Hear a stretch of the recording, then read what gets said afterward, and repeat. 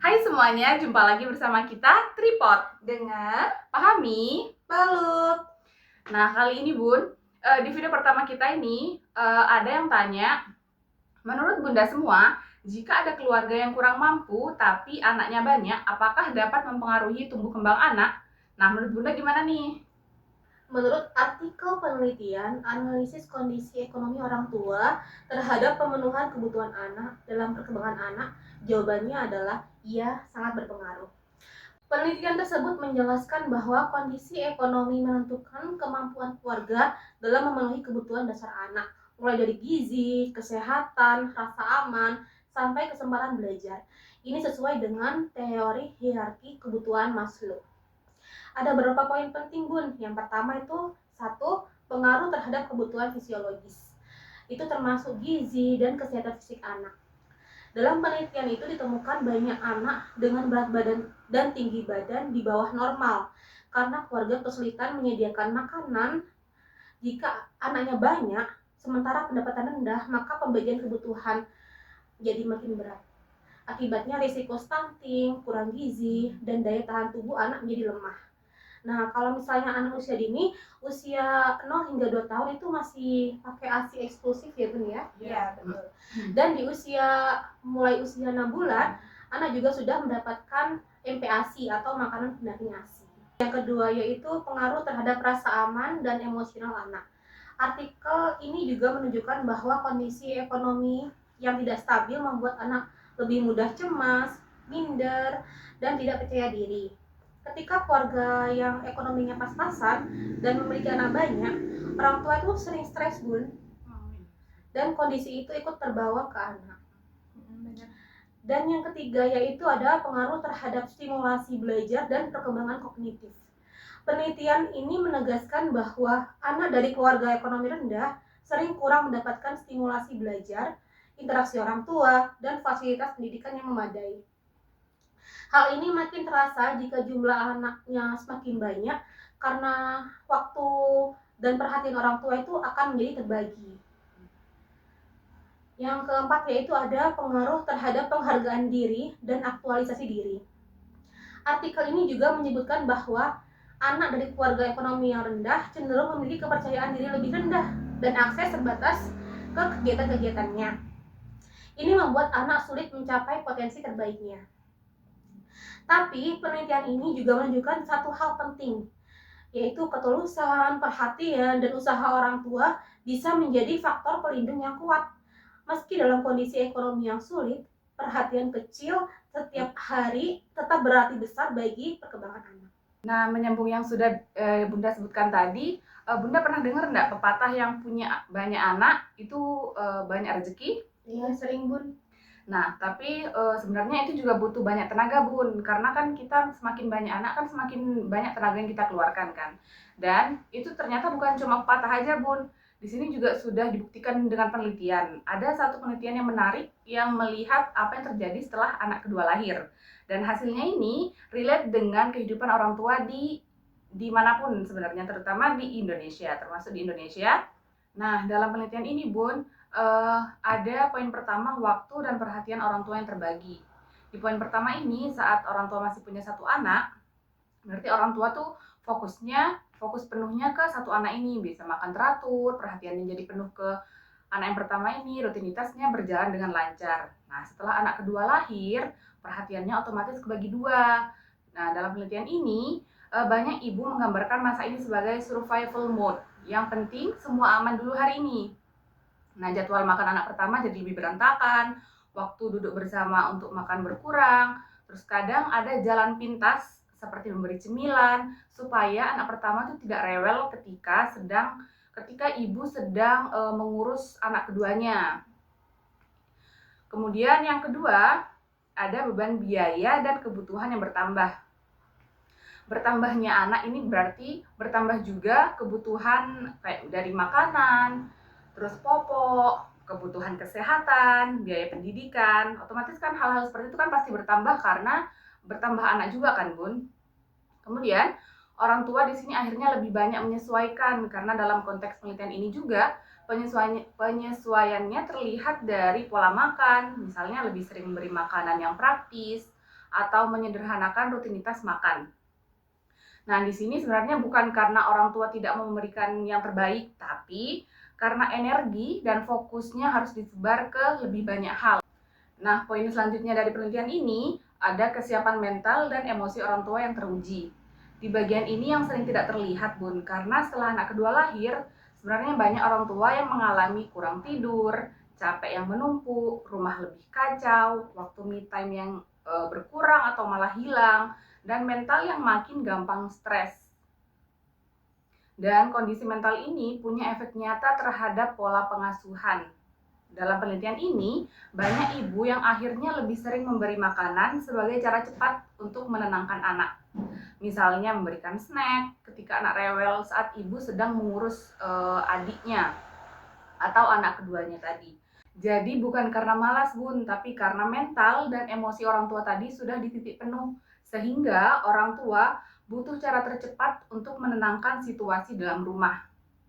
Nah, dari 3 poin yang sudah saya sebutkan tadi, itu berdasarkan rujukan dari artikel internasional yang secara eksplisit menyebutkan bahwa yang sudah saya sebutkan tadi dengan judul Effects of Siblings on Cognitive and Socio-Behavioral Development, Ongoing Debates and New Theoretical Insight.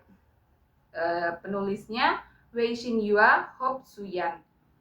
Nah, di sini menyebutkan bahwa ketika jumlah anak bertambah, sumber daya orang tua seperti waktu, perhatian, dan energi secara otomatis terbagi lebih tipis.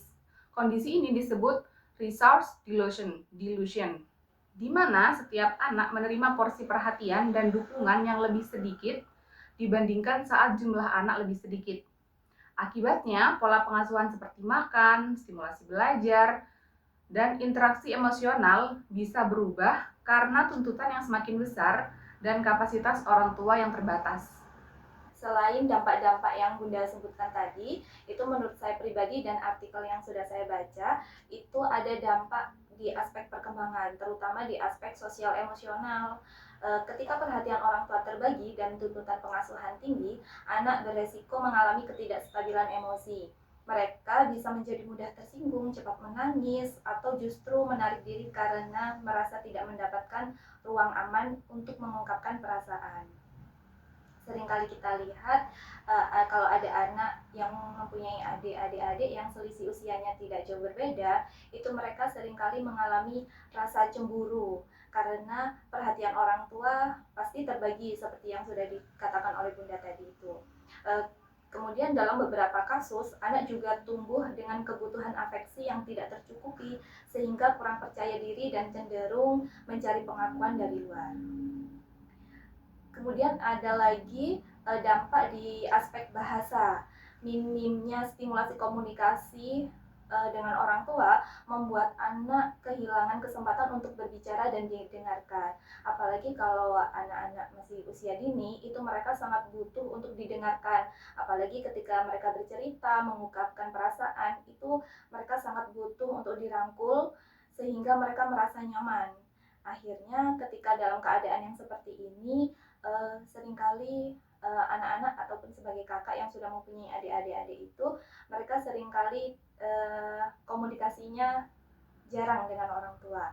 Akibatnya perkembangan bahasanya dapat terhambat, kosakata tidak sebanyak teman seusianya, terus kalimat tidak terstruktur, dan kemampuan mengekspresikan pikiran secara verbal kurang berkembang. Anak mungkin sering menggunakan gestur ataupun tangisan untuk menyampaikan keinginan karena tidak terbiasa berdialog. Yang sering kita lihat, anak-anak sering tantrum karena dia tidak bisa mengungkapkan apa yang ada dalam hatinya, tidak didengarkan, akhirnya dia dengan tantrum. Itulah cara dia untuk mendapatkan perhatian dari orang tua. Cara instannya itu. Benar. Kemudian aspek selanjutnya berdampak ke aspek moral dan perilaku. Ketika pengasuhan lebih banyak berfokus pada memenuhi kebutuhan dasar, anak dapat tumbuh dengan pola disiplin keras tanpa pendampingan emosi yang cukup. Hal ini menyebabkan aturan dipatuhi karena takut, bukan karena memahami nilai moralnya. Anak cenderung mudah meniru pola komunikasi keras, membentak, ataupun bereaksi impulsif ketika menghadapi konflik. Akhirnya perilakunya juga kurang baik, karena dia tidak mendapatkan arahan yang baik dari orang tuanya, hanya mendapatkan tekanan harus disiplin gitu, tapi dia tidak memahami, oh nilai moralnya itu seperti ini, dia tidak memahami itu dampak-dampak negatifnya. Namun selain dampak-dampak negatif tersebut, ada dampak positifnya. Kalau di dalam keadaan banyak saudara begitu ya Bun, itu dampak positifnya yaitu mereka rasa empatinya tinggi. Satu, kerjasamanya, terus kemudian kemandirian, pasti mandiri kan ya Bun ya, kalau anak sudah memiliki adik yang jarak usianya dekat, itu mereka pasti kemandiriannya juga cukup. Itu dampak positifnya. Nah, yang sudah bunda-bunda tadi sebutkan, bisa disimpulkan bahwa kondisi ekonomi keluarga sangat mempengaruhi terpenuhinya kebutuhan anak, seperti gizi, kesehatan, rasa aman, dan stimulasi belajar. Jika ekonomi kurang memadai, resiko anak mengalami kurang gizi, gangguan emosional, serta keterbatasan perkembangan kognitif itu sangat meningkat ya Bun ya. Benar sih Bun, ketika jumlah anak dalam keluarga bertambah, sumber daya orang tua seperti waktu, perhatian, energi, dan biaya harus dibagi lebih banyak. Hal ini membuat pengasuhan menjadi lebih menantang dan anak bisa mengalami kesulitan dalam perkembangan emosional, bahasa, serta pola disiplin yang kurang mendukung perkembangan moralnya. Begitu. Tapi Bun ya, yang dari Bunda sebutkan tadi, meskipun mau ekonominya kurang memadai atau bagaimana, yang penting perhatian dan kasih sayang orang tua itu yang utama untuk stimulasi perkembangan anak tadi. Jadi ekonomi rendah itu tidak menjadi penghalang untuk orang tua memberikan kasih sayangnya secara optimal. Ya benar. Tidak menutup kemungkinan juga semua yang dampak-dampak negatif yang kita sebutkan tadi itu dirubah ke positif. Nah, seperti itu yang sudah kami jelaskan tadi. Semoga apa yang kami sampaikan itu bermanfaat untuk teman-teman, untuk bunda-bunda mahasiswa semuanya di luar sana. Semoga penjelasan dari kami tadi juga sudah menjawab pertanyaan yang sudah disampaikan di komentar di video pertama kita.